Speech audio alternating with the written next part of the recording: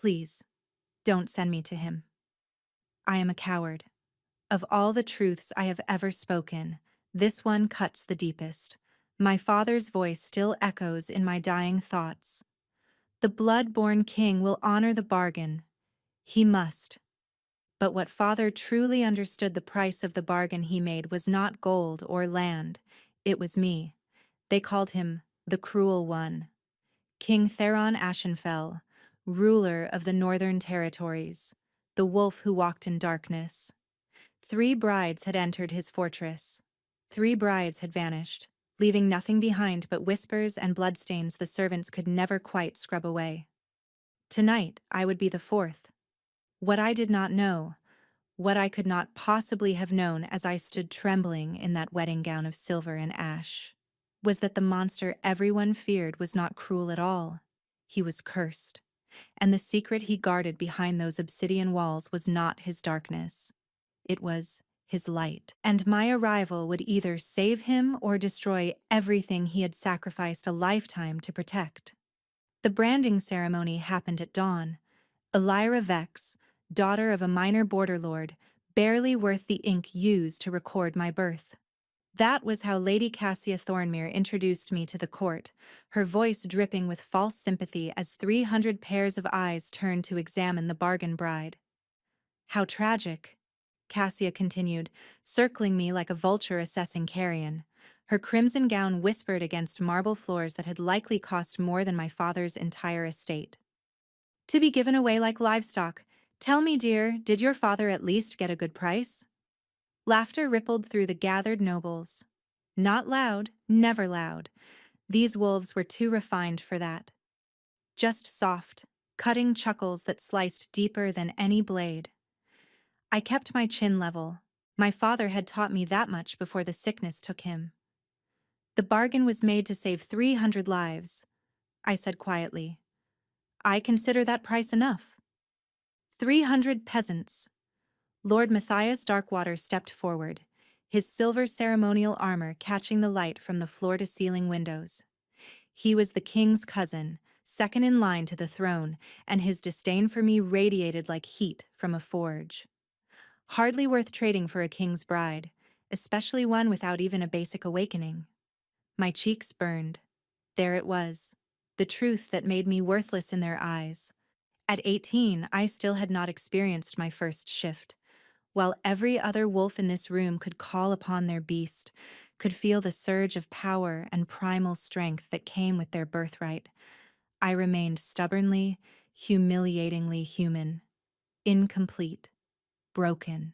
Perhaps the king has particular tastes, Cassia purred, and the implication in her voice made my stomach turn. After all, we all know what happened to the previous brides. Maybe he prefers them defenseless. That's enough. The voice cut through the hall like a crack of thunder. Everyone turned. He stood at the top of the eastern stairs, backlit by the morning sun streaming through stained glass windows. King Theron Ashenfell. Even from this distance, his presence devoured the space. Tall, broad-shouldered, dressed in black that seemed to absorb light rather than reflect it. His hair, dark as a raven's wing, fell to his shoulders. His eyes, I could not see their color from here, but I felt their weight. He was looking directly at me. The ceremony will proceed, Theron said, his voice low and controlled. Anyone who wishes to question the bargain may take their concerns directly to me, in private. The silence that followed was absolute. No one moved. No one spoke. Lord Matthias's jaw tightened, but he stepped back, bowing his head in submission. Cassia's satisfied smile faltered just for a moment before she curtsied with exaggerated grace. The king descended the stairs with measured steps, never breaking eye contact with me. And all I could think was, this is the man they say, bathed in the blood of his brides. This is the monster I must share a bed with tonight. The bargain began 6 months ago, when the Crimson Rod arrived. I remember the first victim, old Marin, who ran the bakery in our village square. She collapsed during the morning rush, her skin erupting in red lesions that spread like spilled wine across parchment. Within 3 days, she was gone. Within a week, 12 more had fallen. The rot was a curse, an ancient plague the healers had no cure for. It moved through populations like wildfire, killing indiscriminately, young and old, strong and weak. Entire villages had been wiped from existence. My father, Lord Ildric Vex, was a proud man. Too proud, my mother used to say, before the fever took her when I was 7. But he loved his people with a fierceness that burned in his chest like a second heart. When the rot came to Silverpine, he did not flee to our manor and bar the gates. He walked among the sick, searching desperately for answers. I begged him to stop. "Father, you'll catch it. You'll die." "Then I'll die having tried," he said, his weathered hands gentle on my face. What kind of lord abandons his people when they need him most? The answer came in the form of a raven. Black as midnight, larger than any natural bird, it landed on our manor's roof and would not leave. For 3 days it circled, its cry echoing through our valley like a funeral dirge. The servants whispered that it was a death omen. They were half right. On the 4th day, a rider arrived. He wore the black and silver of the Northern Territories, and the sealed letter he carried bore a wolf's head pressed in obsidian wax. My father broke the seal with trembling fingers. I watched his face as he read, watched hope war with horror, watched a terrible decision settle over his features like a burial shroud. "There's a cure," he said finally, his voice hollow. "King Theron Ashenfell possesses the antidote to the crimson rot. He's offering it to Silverpine, all of it. Enough to save everyone." Relief flooded through me. "That's wonderful. What does he want in return? Gold? Land? We can—" "You." The word fell between us like a stone into still water, sending ripples of unreality through everything I thought I knew. "The king requires a bride," Father continued, his eyes not meeting mine. "The letter is very specific. A daughter of noble blood, given freely as part of a formal bargain. In exchange, he will provide the cure and extend his protection over Silverpine for 1 generation." My mouth opened, but no sound emerged. "Elira, his voice broke. "I would never force this upon you, but our people, they're dying. 23 dead already, and more falling sick every day. Without the cure, Silverpine will be a graveyard within a month." I should have been terrified. I should have screamed, refused, run. Instead, I remembered old Marin teaching me to knead bread dough when I was 6. I remembered the blacksmith's daughter, Nessa, who had just announced her pregnancy 2 weeks before the rot took her. I remembered every face, every life that hung in the balance. "I'll go," I heard myself say. "Tell him I accept." Father's face crumbled. He pulled me into his arms and I felt his tears hot against my hair. "I'm so sorry. I'm so sorry, little star. If there was any other way—" "There isn't." I pulled back, forcing strength into my voice I did not feel. "You taught me that nobility isn't about titles or bloodlines. It's about sacrifice, about protecting those who cannot protect themselves." The cure arrived 3 days later. Vials of luminous silver liquid that glowed with inner light. 1 drop per person, administered by the royal healers who accompanied the shipment. Within a week, the lesions began to fade. Within 2 weeks, not a single case remained in Silverpine. 300 lives saved. My father died 2 months later. Not from the rot. He had never contracted it, but from a broken heart and a guilt he could not survive. His last words to me, whispered as I held his hand in the darkness: "The blood-born king will honor the bargain. He must. But Elira, if you get the chance to run, run. Don't trust what everyone says he is. Trust what you see. And remember, sometimes monsters wear the wrong skins." I didn't understand then. Standing in that great hall, Feeling Theron Ashenfell's eyes on me like brands against my skin, I was beginning to. What had my father truly bargained away?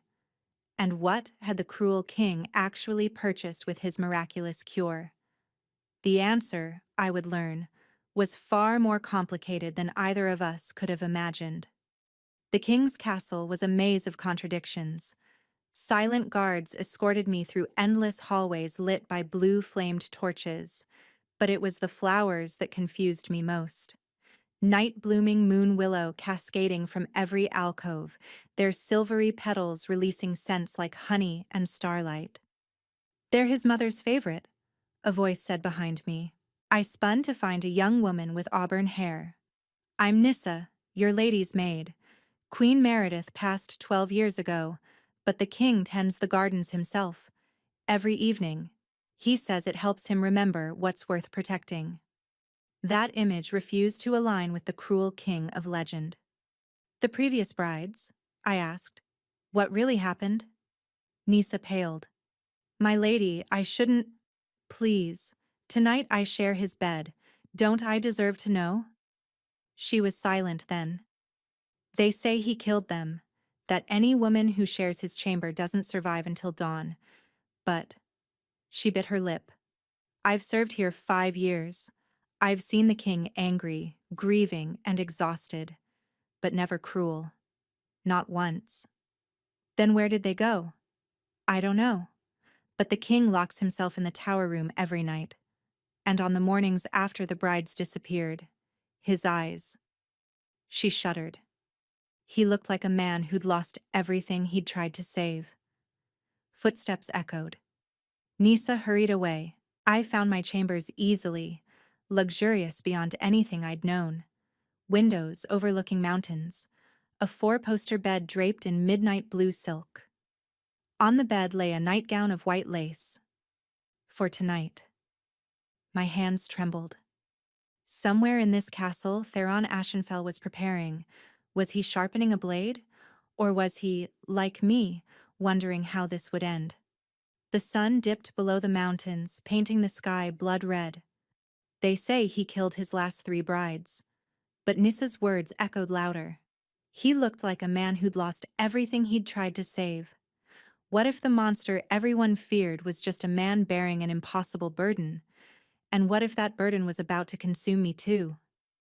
Dinner arrived, but I couldn't eat. A knock made me jump. But it wasn't Nissa. It was Theron himself. He'd changed into simpler clothes. White shirt unlaced at the throat. Dark trousers. Without the crown, he looked younger. Perhaps only 10 years older than me. His dark hair framed a face that would have been handsome if not for the exhaustion carved into every line. "You haven't eaten?" he observed. I wasn't hungry. "You're afraid." It wasn't a question. We stood there, 10 feet apart, studying each other. Theron moved to the window, keeping his back to me, giving me space. "What did they tell you about me?" "That you're cruel. That you've killed 3 brides. That I'll be the 4th. "And you believe it?"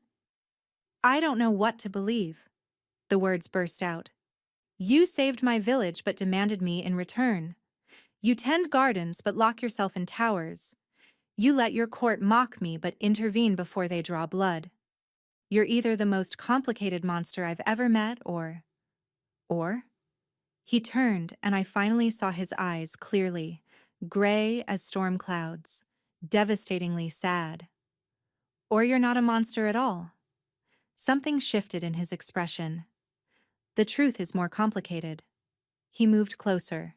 Up close, I saw scars along his jaw, calluses from sword work. He smelled like pine and winter and something wild. "Elira," he said, my name intimate on his lips. "I need to tell you something. The curse that killed my brides, it's real. But I didn't kill them. I couldn't save them. Tonight, when the moon reaches its apex, you'll understand. You'll see what I truly am." "I don't understand." "I'm asking you to trust me. Just for tonight. Then, if you want to leave, I'll find a way. I swear it." The conviction in his voice, the barely leashed desperation, It was the sound of a man alone too long. Who'd lost too much? Why me? I whispered. Why demand a bride at all? His thumb traced across my knuckles, achingly tender. Because you're different. Your father's letter mentioned you haven't had your first awakening. You're still dormant. You wanted someone broken? No. His eyes locked with mine. I needed someone who might survive. Before I could ask what he meant, he stepped back. The moon will rise in 1 hour. Come to the tower room. The guards will show you the way. He walked to the door, then paused. Whatever you see tonight, know that I never wanted this. I never wanted to drag anyone else into my curse. The door closed. I stood frozen, his words echoing. Someone who might survive. The 3 brides hadn't been murdered. They'd died trying to survive something. Outside, the moon began to rise, huge and silver and inexorable. 1 hour. Every instinct screamed at me to run. But 300 people in Silverpine lived because of this bargain. And Theron's eyes, gods, the grief in those storm-gray eyes, haunted me. He wasn't a monster, but something monstrous lived inside him. And in 1 hour, I would meet it face to face. 45 minutes before moonrise, my door burst open. Lady Cassia swept in, black velvet making her look like a beautiful spider. Still alive, how surprising. Get out. I came to offer you a warning. She circled me slowly. Let me tell you about the king's previous brides. I don't need... The first was Lady Seraphine Morovale. She lasted 3 hours before her screaming stopped. They found her shredded like she'd been mauled by an animal. My stomach turned. The second was Princess Yelena of Northmarch. She went to the tower confident. She lasted until midnight, begging for death. By dawn, silence. Stop, I whispered. The third was Lord Matthias's sister, Alina Darkwater. She believed love could break any curse. Cassia laughed bitterly.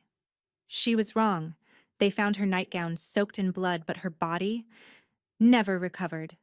Some say he devoured her. The other women with her tittered. So you see, Cassia whispered, whatever the king told you, the truth is simple. You're going to die tonight. Tomorrow we'll scrub your blood from the tower stones and wait for the next foolish girl. Rage flooded through my fear. If you're so concerned, why not try to stop this? Because the king is cursed, yes, but he's also powerful. He protects the northern territories. A few dead brides are an acceptable price. She smoothed her skirts. You're simply collateral damage. She moved toward the door. Oh, and Elira? If by some miracle you survive, don't think you've won. The court will never accept you. I'll never accept you. Even if you live, you'll wish you hadn't. The door slammed shut. I stood shaking. With fear, yes, but also fury. Cassia wanted me to run. She'd painted the most horrific picture possible to break my nerve, but she'd made a mistake. She'd reminded me why I was here. Not for love, but for 300 people who deserved to live. I looked out the window. The moon hung enormous, beginning its climb toward apex. 30 minutes. Somewhere below, I heard a sound. Low, anguished, barely human. Like a wolf's howl trapped in a man's throat. Theron. The curse was beginning. And whatever Cassia said, I had made a bargain. It was time to honor it. The tower stairs spiraled into darkness. 2 guards flanked the base. Once you ascend, we seal the door, the older one said. No one enters until dawn, no one leaves. Understand? I understand. You're braver than the others. May the old gods watch over you. I climbed. Each step echoed. The air grew colder, carrying a metallic scent like lightning about to strike.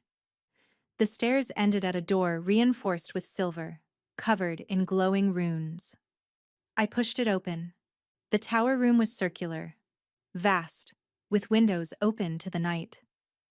Moonlight poured in, so bright it hurt. The floor was marked with massive runic circles. In the center stood Theron. He'd removed his shirt. His back was covered in scars, parallel marks like claw marks, like something had tried to tear its way out. You came. His voice was strained. I made a bargain. You could have run. He turned. His eyes glowed, reflecting the moon. You should have. Why did you need someone dormant? The curse affects anyone close when the moon reaches apex. Previous brides had their wolves. When my transformation triggered, it forced theirs. They couldn't control it. The change tore them apart. Horror washed over me. You didn't kill them. The forced awakening did. I tried to warn them. But they didn't believe until too late. His hands clenched. Someone dormant might withstand it. Might survive. Might? I don't know. But I couldn't keep letting the rot spread. I had to try. The moonlight intensified. Theron gasped, doubling over. Get in the circle. The runes will protect you. And whatever happens, don't leave the circle. I stepped into the glowing runes just as Theron screamed. His body convulsed, bones cracking. Fur erupted across his skin. This wasn't a normal shift. This was violence. Forced transformation. His face elongated into a muzzle filled with fangs. His hands became massive paws with dagger claws. His body expanded until what crouched before me was no longer a man. It was a beast. Huge, black-furred, with eyes that burned silver white. And those eyes fixed on me with an intelligence that was still, terrifyingly, Theron. The beast moved toward the circle. The beast circled the runic barrier. Up close, I saw the wrongness. Proportions corrupted, shoulders too broad, jaws that could snap a man in half. This was transformation twisted by dark magic. Yet in those burning eyes I saw him. Theron. Trapped. Aware. Suffering. Theron. I whispered. Can you hear me? The beast froze, its massive head tilted, then, slowly, it sat. You're still in there. You're still you. A low rumble. Not aggressive. Frustrated. The curse forced transformations in those nearby, but I was dormant. I had no wolf to awaken. Except that wasn't quite true. I'd always felt something. A presence sleeping in the back of my mind. Something that stirred during full moons. The healers called it a blocked awakening.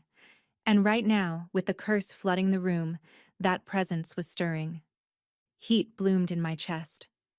Not painful. This felt right. Like something waiting my entire life. Oh gods, it's happening. The beast's eyes widened. It backed away, whining. Theron trying to give me space. But I needed to understand. The heat spread. But instead of violent tearing, this was gentle. My vision sharpened. My hearing expanded. Sense exploded across my senses. My wolf was waking. Not forcing a shift, but rising to consciousness. And with that awakening came understanding. I could feel the curse. Ancient magic woven into the tower stones, designed to force transformation, strip control, and create monsters. But beneath it, I sensed protection magic. Older, gentler, fading. Your mother, I said. Queen Meredith. She was a witch. She placed these runes to protect you. The beast's ears flattened. A nod. The curse happened 12 years ago when she died. The protection started failing. That's why the transformations became violent. Another nod. Grief in those eyes. Who cursed you? The beast scratched symbols into stone. Dark water.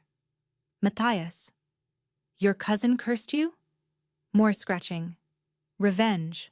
Throne. The pieces fell into place. Matthias wanted the throne. With Theron cursed, unable to take a mate, the crown would pass to him. That's why he let his sister try. He knew it would kill her. The beast growled at the truth. How do we break it? The beast shook its head. Then hope transformed its expression. It extended its paw across the barrier. Trust. He was asking me to trust him. Every bride before had died because forced transformations made them mindless. But I wasn't transforming fully. My wolf was awake, but controlled. I stepped out of the circle. The protection dimmed. The curse crashed over me, trying to force my shift. My wolf surged, and for a terrible moment I thought I'd lose control. But then Theron's paw touched my hand. Something fundamental shifted. The curse's energy redirected. Like lightning finding ground, it flowed through both of us, connecting us. I felt everything. His pain, sharp and endless, like living with a blade lodged in his chest. His isolation, 12 years of waking alone, eating alone, watching the world from behind walls no one else could see. The weight of being unable to touch anyone without risking their death. Every failed attempt to break the curse. Every morning he'd woken to find another bride dead, another life he couldn't save. His mother's loss. Not just grief, but the knowledge that she'd sacrificed herself for him, that her death was the price of his survival. Matthias's betrayal, the bitter sting of family turning to poison, of trust shattered by ambition. And beneath it all, I felt his true wolf. Not this corrupted beast, but the creature he was meant to be, powerful, noble, and protective. A wolf trapped behind bars of dark magic, screaming to break free, desperate to be whole again. It recognized me, recognized something in my awakening wolf that called to it like the sun calls to the moon. "I see you," I whispered, tears streaming down my face. "I see all of you, the man and the wolf and everything you've had to bury to survive. And you're not a monster. You never were." The beast shuddered, a sound escaping its throat that was almost a sob. Then, impossibly, it began to shrink. My presence was acting as an anchor. The transformation reversed. Fur receded. Bones reformed. The beast collapsed inward. And then Theron knelt on stone, gasping, human.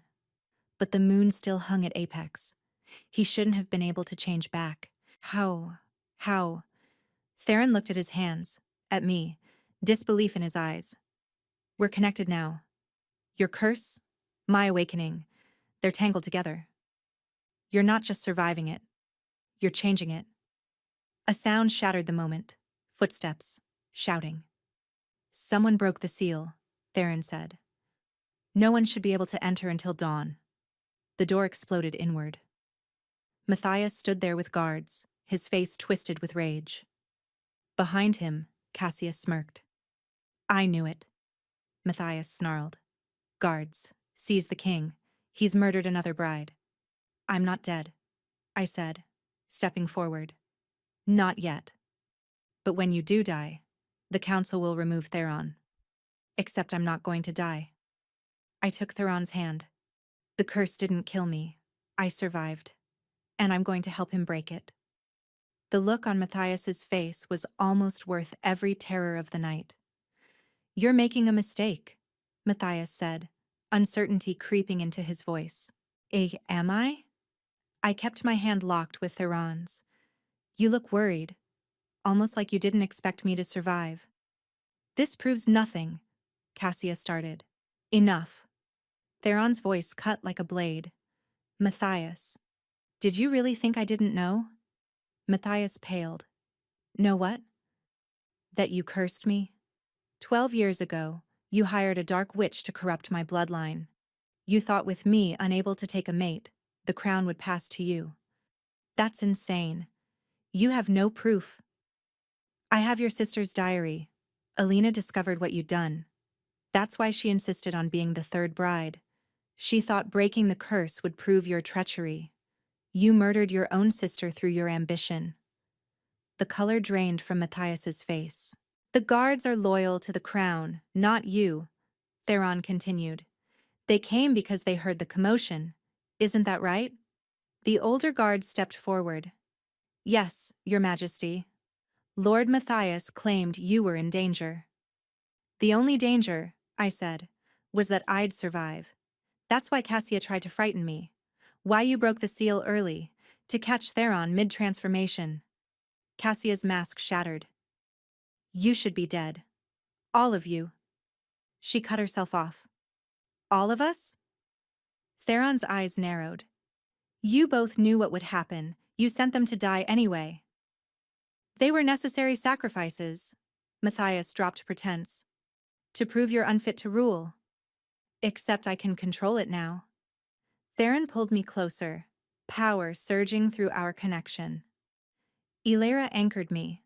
For the first time in 12 years, I transformed back before dawn. The curse is breaking. Impossible, Matthias breathed. Or did you just not understand the curse well enough? You never considered the right person might reverse it. Theron looked at the guards.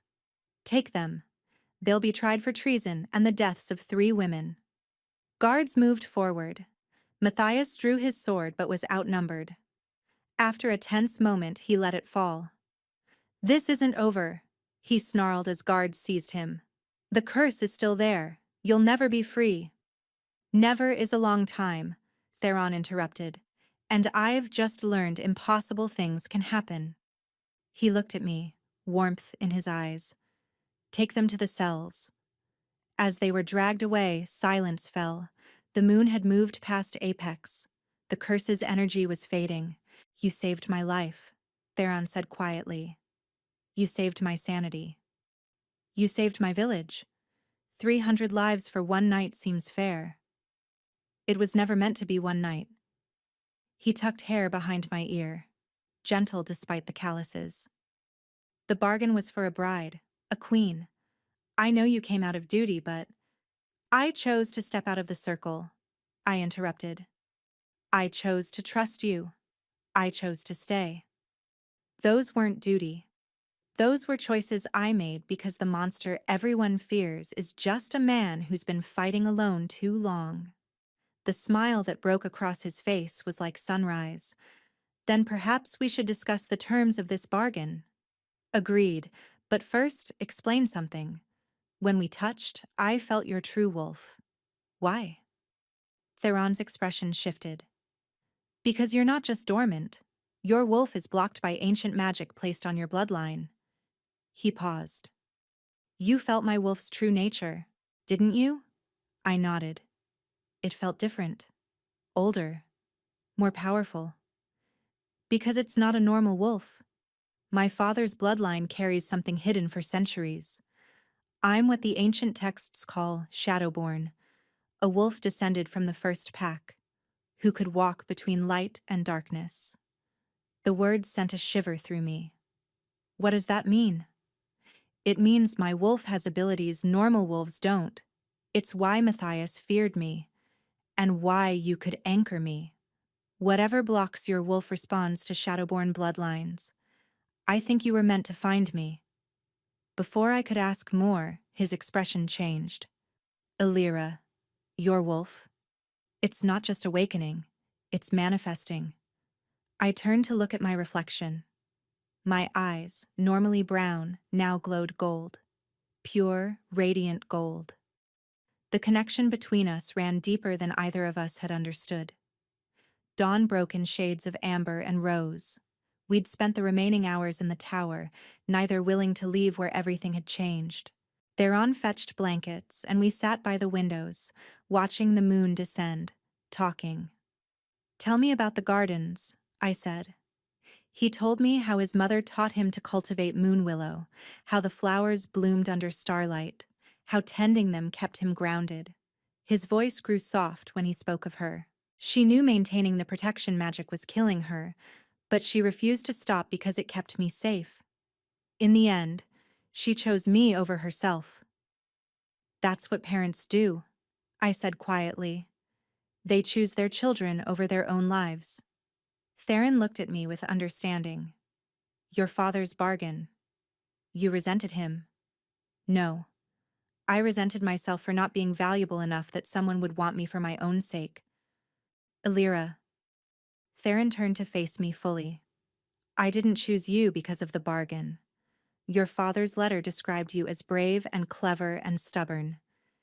He said you'd punched a lord's son for kicking a dog, that you'd rather die than compromise your principles.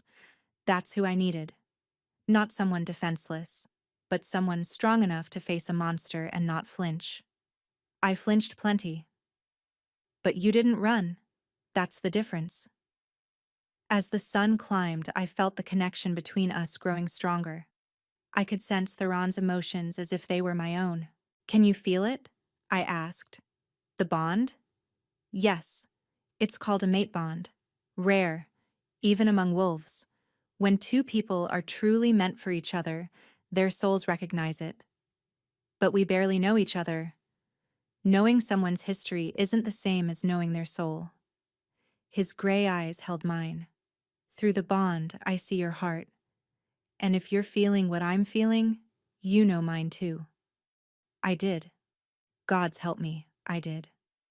I felt his loneliness. Not just being alone, but being surrounded by people and still feeling utterly isolated because no one could truly see him. The years of carrying the crown's weight while bearing a curse that made every day a battle. His hope, fragile as spun glass, that maybe he could have something beyond mere survival. That maybe he deserved happiness, not just duty. I felt his desire, not just the physical pull between us, though that was there, undeniable and growing, but the deeper desire to be known completely, to be seen without the crown and the curse, without the expectations and the fear, to be just Theron, not the cruel king or the cursed one or the shadowborn alpha, just a man who tended gardens and missed his mother and wanted desperately to be worthy of love. I feel it, I whispered. He leaned forward slowly. When I didn't pull away, his lips touched mine with a gentleness that contradicted everything I'd been told. The kiss was soft, tentative, asking rather than taking. I felt the bond flare bright between us. When we pulled apart, Theron rested his forehead against mine. The mate bond has interesting effects, he said. It's going to accelerate your wolf's awakening. Within a few days, you'll probably experience your first full shift. Excitement mixed with terror ran through me. And then? Then we figure out what you are. Normal dormant wolves don't have golden eyes. That color means something old and rare. He looked at me seriously. My mother's journals mention a bloodline thought extinct. Wolves who could channel pure light, who balance the shadowborn. They were called dawnborn. If that's what you are, then the curse isn't the only thing that's been hidden. A knock interrupted. Nissa's voice. Your Majesty? The council is assembled. They're inside. Time to face the aftermath. He stood, offering his hand. I took it. Together? I asked. Together, he confirmed. The council chamber was packed. Every lord and lady had gathered. News of Matthias's arrest and the king's miraculous return to human form had spread like wildfire. They turned when we entered. I was acutely aware of my appearance, still in the nightgown, barefoot. But Theron kept his hand firmly in mine. Lord Gregor Stoneheart, the council's eldest member, stood at the table's head. Your Majesty, Lady Elira, we have questions. Ask them, Theron said calmly. Did Lord Matthias truly curse you? Yes. He hired a dark witch 12 years ago to corrupt my transformations, to make me unfit to rule. Murmurs rippled through the assembly. Gregor raised his hand for silence. And the previous brides? Died because Matthias ensured the curse's effects were never explained. Each woman had her wolf awakened. When the curse triggered, it forced their transformations violently. They couldn't control it. They died in agony. Yet Lady Elira survived. How? I spoke. Because I was dormant. No awakened wolf meant no forced transformation. But when I touched the king during his transformation, my wolf began to awaken. Slowly. Controlled. I created a bond with him, an anchor that allowed him to maintain control. Impossible, someone called. Mate bonds don't form that quickly. True mate bonds don't operate on human time frames. They're uncountered. They recognize what should be. The bond formed because Alira is. A commotion at the doors cut him off. An old woman pushed through the crowd, commanding attention despite her small stature. She wore purple robes marked with silver runes, and her eyes, one blue, one gold, fixed on me. Oracle Miriam, Gregor said with respect. I felt the shift in ancient bloodlines. She walked directly toward me. Show me your eyes, girl. I met her gaze, and my golden eyes reflected in hers. The oracle sucked in a breath. Then she dropped into a deep curtsy. Dawnborn, the prophecy was true. The chamber exploded with noise. What prophecy? I demanded. The oracle straightened. 300 years ago, the Dawnborn bloodline vanished, the oracle said, her voice carrying through the silent chamber. They were hunted by those who feared their power, the ability to channel pure light, to purify corruption, to serve as perfect balance to darkness. Kings wanted to control them. Warlords wanted to enslave them. Dark practitioners wanted to consume their power. So they fled, scattered, hid themselves among common wolf packs. The last true Dawnborn left a prophecy before she disappeared.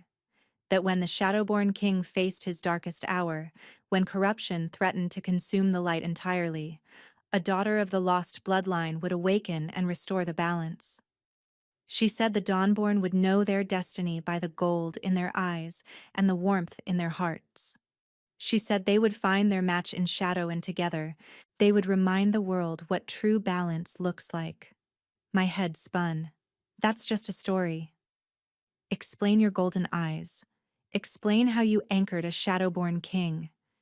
Explain how you survived what killed 3 others. The dormant awakening was how your bloodline protected itself. Your ancestors sealed away the Dawnborn nature until the right catalyst.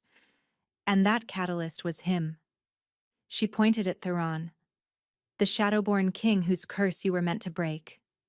Theron's voice was controlled. If Alira is truly Dawnborn, what does that mean for the curse? It means she can break it completely. Not just anchor you during transformations, but purify the corruption at its source, Shadowborn and Dawnborn together. You're the balance the ancient magic recognizes. Hope flared in Theron's eyes. How? The girl needs to fully awaken first. Once she shifts completely, once she embraces her Dawnborn nature, she'll channel purifying light.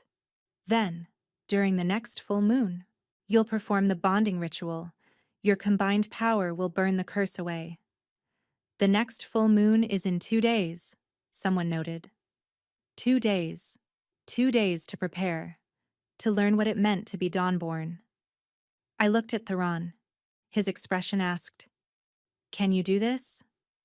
I thought about my father, about Silverpine, about 300 people who lived because I'd honored a bargain, about 3 women who died, and a man alone for 12 years. Yes, I said, loud enough for everyone to hear. I'll do whatever it takes to break the curse. The oracle smiled. Then we begin immediately. Your Majesty, I'll need your mother's journals and the tower room. Lady Alira, you'll train with me. Every hour matters. As the council dissolved into planning, as Theron was pulled away by advisors, I felt the bond stretch but not break. Through it, I sensed his determination, his gratitude, his growing love. And beneath it all, I felt my wolf stirring stronger, responding to the truth. Dawnborn. The word echoed, foreign yet familiar, as if my soul had always known. The oracle's hand on my shoulder drew my attention. Come, child, we have much work to do. Your awakening will not be easy. Dawnborn shifts are more intense than standard wolves. You'll need to be strong. I am strong, I said, lifting my chin. She studied me, then nodded. Yes, strong enough to love a cursed king. Strong enough to break ancient magic. Strong enough to change the world. 2 days until the full moon. But this time, I wasn't afraid. This time, I was ready. The next 2 days passed in a blur of training. Oracle Miriam was relentless, teaching me to sense the dawnborn energy flowing through my veins. It felt different from normal wolf magic, brighter, sharper, like liquid sunlight. The Shadowborn walk between light and darkness, she explained. They channel shadow power. The Dawnborn are their balance. You channel pure light. Together, you're unstoppable. My first full shift came on the second morning. It happened in the tower room, with Theron watching from the circle. The change wasn't violent. It was powerful, overwhelming, but right, natural. When I opened my eyes from 4 legs, the world had transformed. Colors were different, scents were encyclopedias, and power thrummed through every muscle. I was larger than a normal she-wolf. My fur was pure white with veins of gold running through it like sunlight through clouds. You're beautiful, Theron breathed. Absolutely beautiful. I shifted back with the oracle's guidance. As human again, I felt complete for the first time. Not broken, whole. The night of the full moon arrived. The entire court gathered in the great courtyard. The oracle insisted the bonding ritual be witnessed, that the curse breaking be public so no one could claim it was a trick. I wore a gown of white and gold. Theron wore his ceremonial armor, black chased with silver, the crown on his brow. We stood in a circle of candles while the moon climbed toward apex. The curse will try one last time, the oracle warned.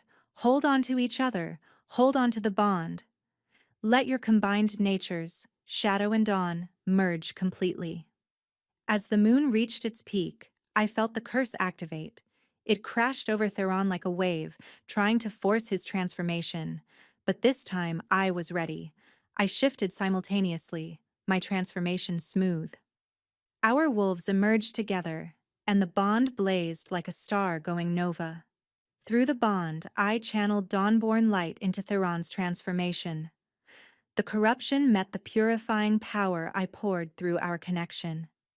The curse screamed as light burned through shadow, but not destroying the shadow, balancing it.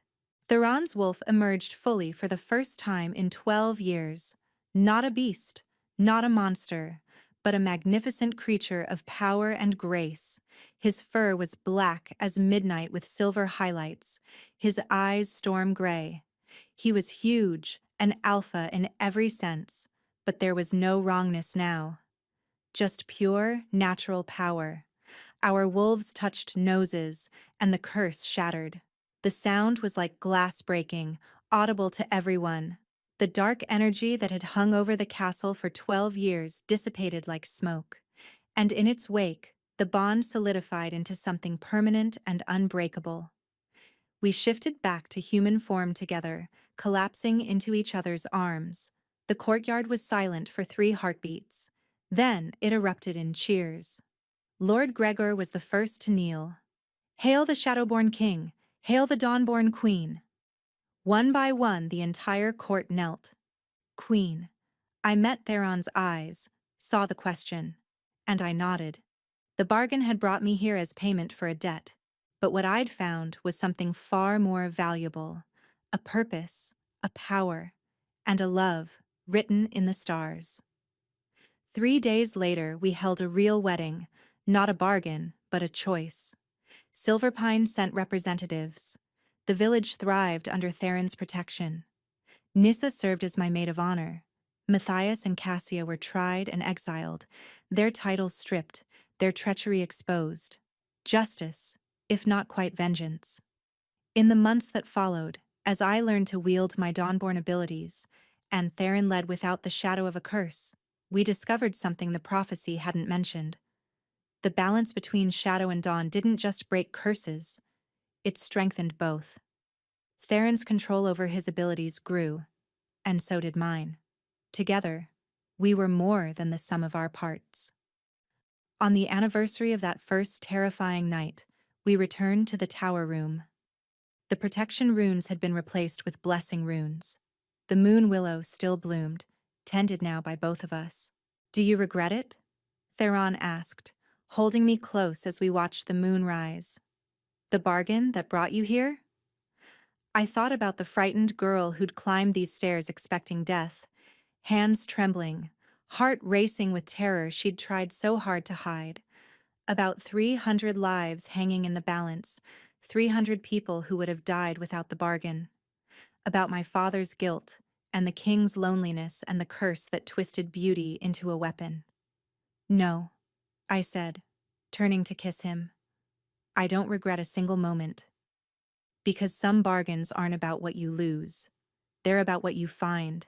And what I'd found, in a tower full of moonlight, in the eyes of a cursed king, in the awakening of my own hidden power, was more than I ever could have imagined. It was home.